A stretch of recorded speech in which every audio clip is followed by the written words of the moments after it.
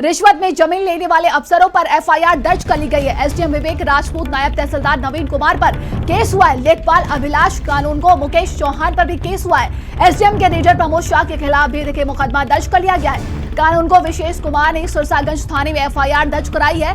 BNSS के तहत पहला केस हुआ है। ये सरकारी अफसरों पर लिखा गया है। कल शासन ने सभी भ्रष्ट अफसरों को निलंबित कर दिया था। अवैध तरीके से जमीन हड़पने पर सभी निलंबित किए गए हैं। बता दें कि एसडीएम और अफसरों ने गरीबों की जमीन लिखवा ली थी। वहीं निलंबित पांचों अफसरों की सतर्कता के साथ जांच के आदेश भी दिए गए हैं। मुख्यमंत्री ने आय से अधिक संपत्ति के जांच के आदेश दिए हैं। तो देखिए ये बड़ी कार्रवाई की गई है। भारत समाचार की खबर का ये बड़ा असर भी देखने को मिला है। तो देखिए कल शासन ने सभी भ्रष्ट अफसरों को निलंबित कर दिया गया था और वहीं देखिए अवैध तरीके से जमीन हड़पने पर सभी निलंबित किए गए हैं।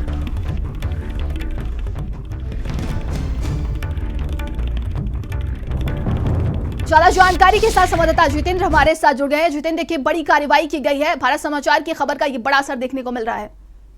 तो नंदनी, पूरे भारत समाचार टीम, ब्रजेश सर और वीरेंद्र सर का बहुत बहुत धन्यवाद जनता की ओर से, क्योंकि एक बड़ी कार्रवाई हुई है और ये मेरे 20 साल के इतिहास में पहली बार इस तरह का भ्रष्टाचार और इस तरह की कार्रवाई, दोनों ही काम पहली बार हुए हैं।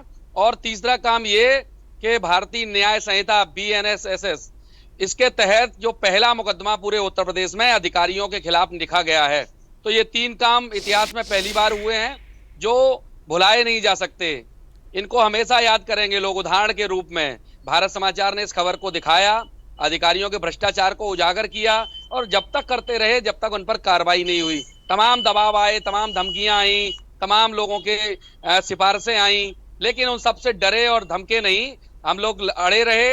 अधिकारियों पर पूरा दबाव इस बात का था कि खबर चली है तो कार्रवाई होगी और उस कार्रवाई का असर है कि इन अधिकारियों के खिलाफ एफआईआर दर्ज हुई है।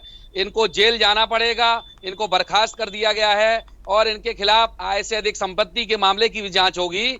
लेकिन सबसे बड़ा सवाल कि इनको बचाने के लिए जो अधिकारी लगे थे, जो ठंडे बस्ते में जांच को डाले थे, उन पर भी कहीं ना कहीं शासन को कार्रवाई करनी चाहिए। ये तो समझना पड़ेगा कि आखिरकार खबर चलने के बाद ही संज्ञान क्यों लिया गया, जबकि मामला शिकायतकर्ता ने पहले संज्ञान में डाल दिया अधिकारियों के। तो नंदनी, ये भी सवाल बनता है और इस सवाल को हम लोग उठाएंगे और उठाते रहेंगे जब तक जिम्मेदार लोग अपनी बात से इस बात को स्वीकार नहीं करते कि हाँ लापरवाही हुई है। जी बिल्कुल जितेंद्र, देखिए ऐसे भ्रष्ट अधिकारी जो गरीब तबके के लोग हैं उन्हें दबाने का काम करते हैं और ऐसी कार्रवाई की जरूरत भी होती है आगे भविष्य के लिए। बिल्कुल, देखिए इस तरह का एक उदाहरण है प्रदेश में। और देखिए अधिकार जो एसडीएम है, गजेटेड ऑफिसर आते हैं, न्यायपालिका के ऊपर इनका न्यायालय होता है, नायब तहसीलदार का न्यायालय होता है। अगर ये भ्रष्टाचार करेंगे तो दूसरों को न्याय कहां से दे पाएंगे, जबकि न्यायालय के बाहर लिखा होता है साफ तौर पर, न्याय चला निर्धन की ओर। ये निर्धन का धनवान की ओर जा रहे हैं, भ्रष्टाचार की ओर जा रहे हैं। 100 बीघा जमीन दो, 45 बीघा ले लेते हैं। एसडीएम अपने रिश्तेदारों के नाम कराते हैं, नायब तहसीलदार अपनी साली, सास, ससुर इनके नाम दर्ज करा लेते हैं और जो लेखपाल है वो अपने गांव के चचेरे भाइयों के नाम दर्ज करा लेता है भूमि। ये बंदरबांट एक गरीब किसान की भूमि का कर दिया गया। करोड़ों रुपए की जमीन को बंदरबांट कर गए ये अधिकारी। ये भ्रष्ट अधिकारियों को इस बात की भी थोड़ी हिचक नहीं लगी कि सरकार बैठी है, शासन बैठा है और भारत समाचार बैठा है, इनके खिलाफ कार्रवाई होगी क्यों नहीं होगी, इस बात से निरंकुश थे, क्योंकि इनको इनके आका बचाए हुए थे। ये भ्रष्टाचार का पहला मामला नहीं है, इनके खिलाफ पहले भी कई शिकायतें हुई, लेकिन उन पर कार्रवाई इसलिए नहीं हुई क्योंकि वो बात भारत समाचार तक नहीं पहुंची। अब पहुंची है, कार्रवाई होगी। एक और एसडीएम इस चीज के रडार पर है, उस एसडीएम के द्वारा भी भ्रष्टाचार किया गया है, उसको भी उजागर करेंगे और कार्रवाई कराएंगे। नंदिनी जी, तमाम जानकारी के लिए बहुत बहुत धन्यवाद आपका।